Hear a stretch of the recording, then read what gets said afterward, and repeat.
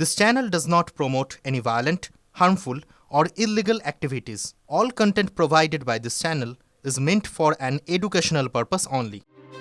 আপুনি আমিষ খাদ্য ভাল পায়নে নিৰামিষ খাদ্য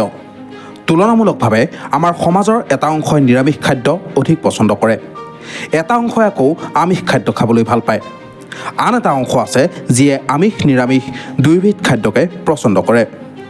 কিন্তু ৰেল যাত্ৰা বা বিমান যাত্ৰাৰ সময়ত আপুনি কোন খাদ্য অৰ্ডাৰ কৰে আপুনি যি খাদ্য অৰ্ডাৰ নকৰক কিয় ভাৰতীয় ৰেলৱে খাদ্যৰ ক্ষেত্ৰত গ্ৰহণ কৰিছে এক বিশেষ ব্যৱস্থা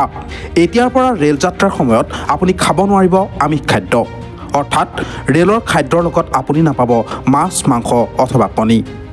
শেহতীয়াকৈ এই সিদ্ধান্ত গ্ৰহণ কৰিছে ভাৰতীয় ৰেল কৰ্তৃপক্ষই আচৰিত যেন লাগিলেও এতিয়াৰ পৰা এখন ৰেলত আপুনি নাপাব আমিষ খাদ্য অৰ্থাৎ আপুনি খাব বিচাৰিলেও নাপাব মাছ মাংস অথবা কণী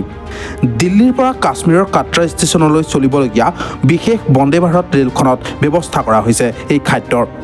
য'ত পৰিৱেশন কৰা হ'ব কেৱল নিৰামিষ খাদ্য যাত্ৰীক নিৰামিষ খাদ্য পৰিৱেশন কৰা এইখনেই হ'ব দেশৰ প্ৰথমখন ৰেল কেৱল এয়াই নহয় কোনো যাত্ৰীয়ে যাত্ৰাৰ সময়ত নিব নোৱাৰিব আমিষ খাদ্য দিল্লী কাটৰা বন্দে ভাৰত এক্সপ্ৰেছে লাভ কৰিছে সাত্বিক ৰেলৰ প্ৰমাণপত্ৰ